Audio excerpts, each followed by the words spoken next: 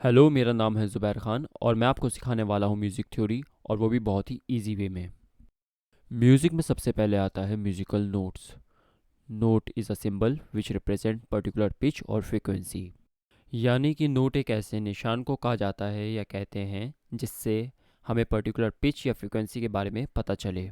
यानी नोट एक ऐसा निशान होता है जो किसी पर्टिकुलर फ्रीक्वेंसी या पिच को जाहिर करता है। इसीलिए हर एक नोट को अलग अलग नाम दिया जाता है जिससे हम अलग अलग फ्रीक्वेंसी या पिच को पहचान सकें। जैसा कि हम सब जानते हैं कि दुनिया गोल है, मतलब अगर हम किसी एक पॉइंट से चलना शुरू करेंगे तो वापस उसी पॉइंट पे आ जाएंगे। उसी तरह म्यूज़िक भी गोल है, जिस नोट से हम शुरू करेंगे उसी नोट पे आके रुकेंगे। सबसे पहले आते हैं नेचुरल नोट्स। बचपन में हम सब ने ही ABCD सीखी है और म्यूज़िक में भी हम ABCD ही सीखेंगे। बस फ़र्क सिर्फ इतना है कि बचपन वाली ABCD में अल्फ़ाबेट्स A से लेकर Z तक होते हैं और म्यूज़िक की थ्योरी में अल्फ़ाबेट्स A से लेकर G तक होते हैं। मतलब A, B, C, D, E, F, G और उसके बाद फिर से वापस A।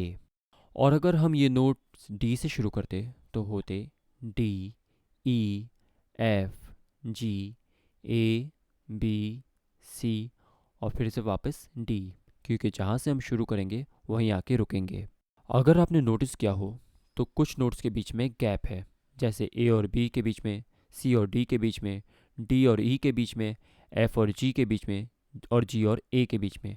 वो इसलिए क्योंकि कुछ म्यूज़िकल नोट्स ऐसे हैं जो इनके बीच में भी आते हैं, जैसे 3 और 4 के बीच में आता है 3.5, 4 और 5 के बीच में आता है 4.5। इसी तरह इनके बीच में भी कुछ नोट्स आते हैं। अगर उन म्यूज़िकल नोट्स को भी हम नेचुरल नोट्स में मिला देते हैं तो इसका नाम नेचुरल नोट्स से बदलकर क्रोमेटिक नोट्स हो जाता है। इसमें दो तरह के नोट्स ऐड हो जाते हैं, पहला शार्प नोट और दूसरा फ्लैट नोट। शार्प का मतलब होता है किसी भी नोट का आधा नोट ऊपर, जैसे 3 का 3.5, 5 का 5.5। और फ्लैट का मतलब होता है किसी भी नोट का आधा नोट नीचे, जैसे 7 का 6.5, 9 का 8.5। इसी लॉजिक से ए और बी के बीच में जो नोट आएगा उसे हम बोलेंगे ए शार्प या फिर बी फ्लैट। ए शार्प इसलिए क्योंकि ये ए से आधा नोट ऊपर है, और बी फ्लैट इसलिए क्योंकि ये बी से आधा नोट नीचे है। नोट एक ही है लेकिन नाम दो। इसको कहाँ पर हम ए शार्प या फिर कहाँ पर बी फ्लैट बोलेंगे, ये हम आने वाली वीडियोस में जानेंगे। इसी तरह सी और डी के बीच में आएगा सी शार्प या फिर डी फ्लैट। डी और ई के बीच में आएगा डी शार्प या फिर ई फ्लैट। एफ और जी के बीच में आएगा एफ शार्प या फिर जी फ्लैट। और जी और ए के बीच में आएगा जी शार्प या फिर ए फ्लैट। कुछ नोट्स ऐसे भी हैं जिनके बीच में कोई भी शार्प या फ्लैट नोट नहीं आता है, और वो नोट्स हैं ई और एफ और बी और सी। इसके बाद आता है Octave. Octave is a group of 8 notes. 8 note के ग्रुप को ऑक्टेव कहते हैं, जैसे ए, बी, सी, डी, ई, एफ, जी और ए।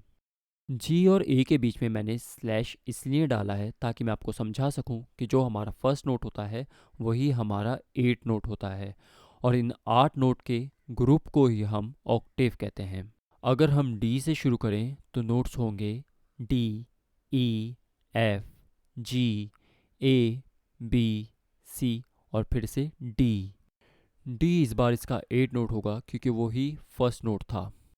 ये था लेसन 1, जिसमें हमने सीखा what is musical notes, natural notes, chromatic notes and Octave. मिलेंगे नेक्स्ट वीडियो में।